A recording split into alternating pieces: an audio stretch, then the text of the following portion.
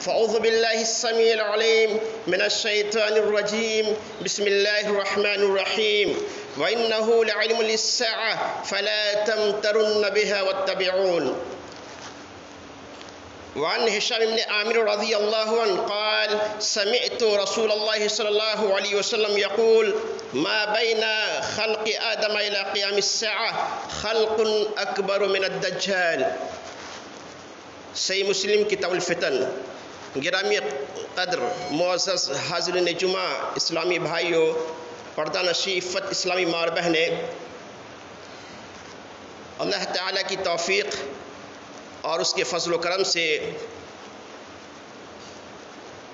کتاب و سنت کی روشنی میں جس عنوان پر چند باتیں آپ کی خدمت میں پیش کرنے کی سعادت حاصل کر رہا ہوں، وہ عنوان ہے دجال کا ظہور.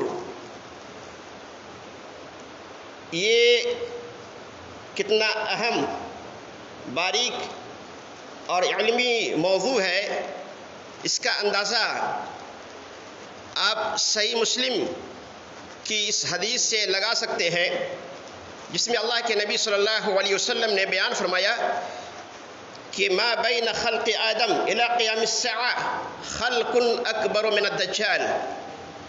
قیامت سے پہلے بے شمار فتنے وجود میں آئیں گے. صحیح بخاری کتاب الفتن میں ہے کہ قیامت سے پہلے فتنے بارش کے قطروں کی طرح پے در پے ظاہر ہوں گے. جیسے جیسے قیامت قریب آئے گی ویسے ویسے فتنے بڑھتے جائیں گے. فتنوں کی شدت کا عالم یہ ہوگا کہ ایک آدمی دوسرے آدمی کی قبر کے پاس سے گزرے گا تو یہ تمنا اور خواہش کرے گا کہ کاش اس کی جگہ میں ہوتا. سنن ابن ماجہ کی روایت میں ہے کہ انسان ایسے وقت میں موت کی خواہش اس لیے نہیں کرے گا کہ وہ دیندار ہے، یعنی اپنی دینداری کی وجہ سے موت کی خواہش اور تمنا نہیں کرے گا، نہیں، بلکہ اس لیے کرے گا کہ دنیا کے مصائب، آلام، مصیبت، رنج و غم سے تنگ آ کر انسان ایسے وقت میں موت کی خواہش اور تمنا کرے گا اور یہ آرزو کرے گا کہ کاش اس کی جگہ میں ہوتا. ان فتنوں کے درمیان ایمان پر قائم رہنا اتنا ہی مشکل ہوگا جتنا آگ کا انگارہ ہاتھ میں لینا مشکل اور ڈیفیکلٹ ہے، اتنا ہی مشکل ایسے وقت میں ایمان پر قائم رہنا ہوگا. ان تمام فتنوں میں سب سے بڑا فتنہ کیا ہوگا؟ آئیے حدیث رسول ملاحظہ فرمائیں جس کو صحیح مسلم کتاب الفتن کے حوالے سے میں نے آپ کی خدمت میں پیش کی ہے، جس کے راوی ہشام بن عامر ہے. وہ کہتے ہیں سمعت رسول اللہ صلی اللہ علیہ وسلم یقول، کہ اللہ کے نبی صلی اللہ علیہ وسلم کو میں نے فرماتے ہوئے سنا. آپ نے ارشاد فرمایا ما بین خلق آدم الی قیام الساعہ خلق اکبر من الدجال، کہ آدم علیہ السلام کے بعد اور قیامت سے پہلے، اب درمیان میں رہا ہی کیا؟ آپ فرماتے ہیں آدم علیہ السلام سے لے کر قیامت تک اللہ کی مخلوق میں دجال سے بڑا فتنہ کوئی فتنہ نہیں ہوگا. نبی صلی اللہ علیہ وسلم کے وقت بھی فتنہ تھا، نبی صلی اللہ علیہ وسلم سے پہلے کے ادوار میں بھی فتنے تھے، اور نبی صلی اللہ علیہ وسلم کے بعد بھی فتنہ رہا ہے اور ابھی فتنہ کا دور ہے. لیکن تمام فتنوں میں سب سے بڑا فتنہ جو ہوگا وہ مسیح دجال کا فتنہ ہوگا. اسی لیے ہم نماز کے آخری قعدہ میں جس میں ہم سلام پھیرتے ہیں اس میں اللہ کی حمد بیان کرتے ہیں، نبی صلی اللہ علیہ وسلم پر درود بھیجتے ہیں. اس کے بعد جو دعا کرتے ہیں ان دعاؤں میں ایک دعا ہم یہ بھی کرتے ہیں اللہم انی اعوذ بک من عذاب القبر واعوذ بک من فتنة المسیح الدجال. اور یہ نبی صلی اللہ علیہ وسلم کا بھی معمول تھا، جیسا کہ ماں عائشہ رضی اللہ عنہا بیان فرماتی ہے کان رسول اللہ صلی اللہ علیہ وسلم یدعو فی الصلاة یقول اللہم انی اعوذ بک من عذاب القبر وأعوذ بك من فتنة المسيح الدجال وأعوذ بك من فتنة المحيا وفتنة الممات اللهم إني أعوذ بك من المأثم والمغرم. یعنی ماں عائشہ رضی اللہ عنہا بیان فرماتی ہے کہ نبی صلی اللہ علیہ وسلم نماز میں یہ دعا پڑھا کرتے تھے، اللہم انی اعوذ بک من عذاب القبر، اے اللہ میں قبر کی عذاب سے تیرے پناہ میں آتا ہوں، اللہم انی اعوذ بک من عذاب القبر واعوذ بک من فتنۃ المسیح الدجال، اور مسیح دجال کے فتنے سے تیری پناہ میں آتا ہوں، واعوذ بک من فتنۃ المحیا وفتنۃ الممات، زندگی موت کے فتنے سے اللہ تیری پناہ میں آتا ہوں، اللہم انی اعوذ بک من المأثم والمغرم، اور اے اللہ گناہ اور قرض سے میں تیری پناہ میں آتا ہوں۔ تو ہم نماز کے آخری قعدہ میں دجال کے فتنے سے پناہ مانگتے ہیں ہمیشہ ہر نماز میں، یہ تو اسی فتنے سے آگاہی کے لیے، اسی فتنہ سے آپ کو بیدار کرنے کے لیے، اسی فتنہ سے آپ کو ہوشیار کرنے کے لیے آج سے دجال کا خروج کے عنوان سے نہایت ہی مختصر 20 یا 15 منٹ کا بیان آپ کی خدمت میں پیش کر رہا ہوں۔ دجال کا فتنہ اتنا بڑا فتنہ ہوگا کہ اللہ کی پناہ ان کے ظاہری طاقت و قوت کو دیکھ کر، ان کے ظاہری روب و دبدبا کو دیکھ کر بہت سارے ایسے لوگ ہوں گے جو اپنا ایمان کھو بیٹھیں گے اور دجال کو اپنا رب بنا لیں گے۔ اس لیے ہمیں چاہیے کہ ہم دجال کے فتنہ سے پناہ مانگیں، اور ساتھ ہی ساتھ اس کی جو علامات ہیں، ان کی جو نشانیاں ہیں، ان کی جو پہچان ہے جو اللہ کے نبی صلی اللہ علیہ وسلم نے بیان کیا ہے، اس پہچان کو ہم سنیں بغور اور یاد رکھیں، اور اگر ایسے وقت میں ہم موجود رہیں تو ان پہچان اور شناخت کو دیکھ کر دجال سے ہم ہوشیار ہو جائیں، ان کے دام فریب میں نہ آئیں۔ تو انشاءاللہ آج کے خطبہ جمعہ میں بتایا جائے گا کہ دجال کون ہے، دجال پیدا ہوا ہے یا نہیں، اس کا وجود ہے یا نہیں، پیدا ہوا ہے تو کہاں ہے، وہ آسمان میں ہے یا زمین میں ہے، یا زمین آسمان کے درمیان ہے، یا سمندر کی تہ میں ہے۔ انشاءاللہ اسی طرح اس کی شناخت، اس کی پہچان، اس کا حولیہ بھی بیان کریں گے تاکہ آپ ایسے وقت میں موجود رہیں تو دجال کو پہچان کر اس کے فتنے سے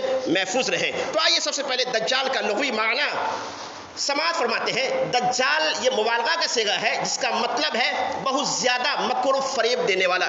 دجال دجل سے نکلا ہے جس کا معنی ہوتا ہے حق کو چھپانا۔ کیا معنی ہوتا ہے؟ حق کو چھپانا، جادو اور شعبدہ بازی کرنا۔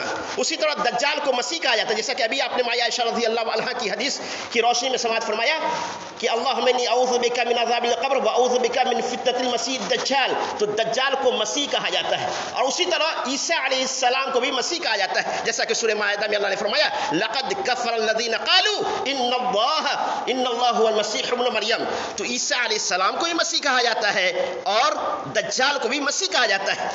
ایک مسیح تو اللہ کا دشمن ہے جو رب ہونے کا دعویٰ کرے گا اور نبوت کا دعویٰ کیا ہے، بات آئے گی انشاءاللہ بعد میں، اور ایک مسیح اللہ کے ولی، اللہ کے نبی ہے۔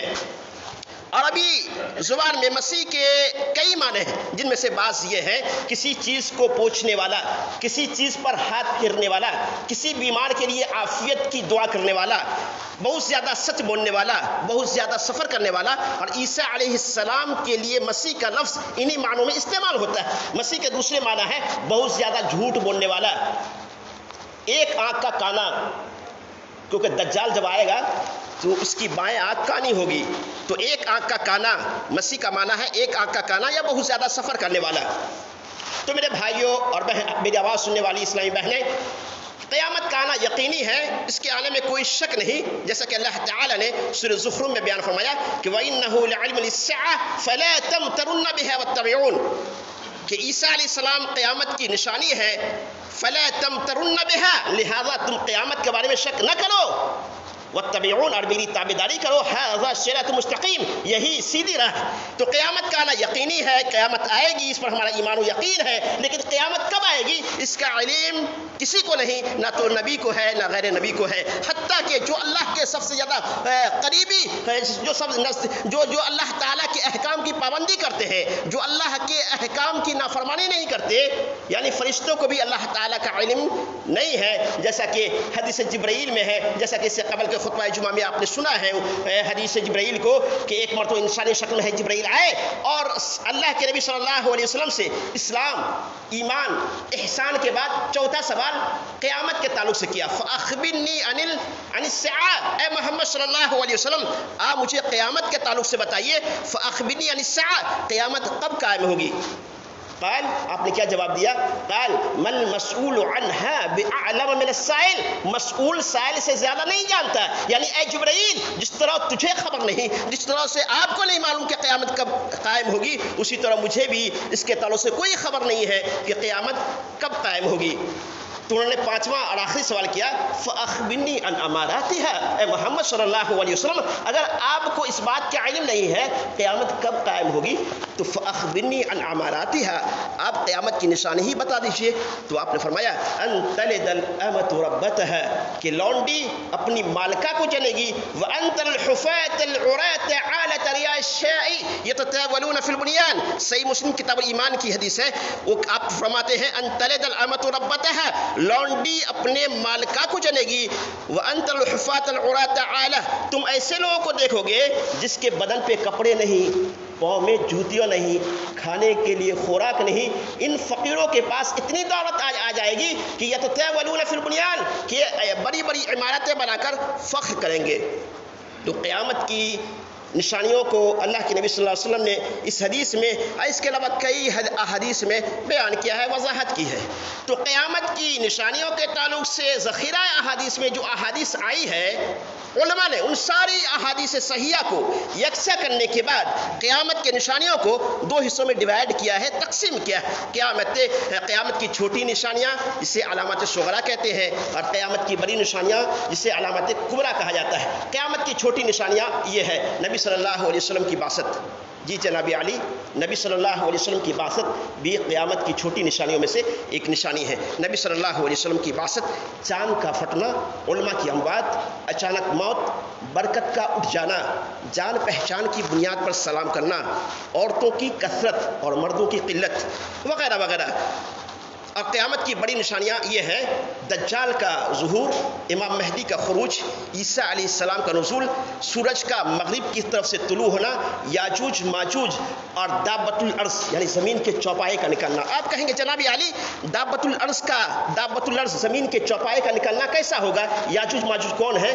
تو اگر یہ باتیں بتائی جائے تو وقت زیادہ ہو جائے گا، کیونکہ خطبہ جمعہ کا وقت محدود ہوتا ہے، اور جب محدود وقت سے بات آگے چلی جاتی ہے تو بات کتنی ہی زیادہ اہم کیوں نہ ہو لوگوں کے سروں کے اوپر سے گزر جاتی ہے۔ اس لیے میں کوشش یہ کرتا ہوں کہ بات محدود وقت ہی کے درمیان رہے، محدود وقت سے بات تجاوز نہ ہو، تاکہ جو باتیں بتائی جائے اس سے آپ ہمہ تنگوش ہو کر سنیں اور دل کی گہرائی و گہرائی تک اتاریں اور اس پر عمل کریں۔ انشاءاللہ دجال کے تعلق سے یا اس کے علاوہ جو دیگر باتیں ہیں آئندہ خطبہ جمعہ میں آپ کے سامنے پیش کی جائے گی۔ تو دجال کون ہے اور کہاں ہے؟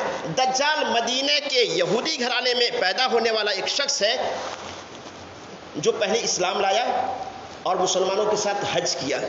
جی ہم اور آپ کو حج کرنے کی سعادت حاصل تو نہیں ہوئی، لیکن ہاں جناب علی دجال نے حج کیا ہے، دجال نے حج بھی کیا، لیکن حج کرنے کے بعد وہ اسلام سے مرتد ہوا۔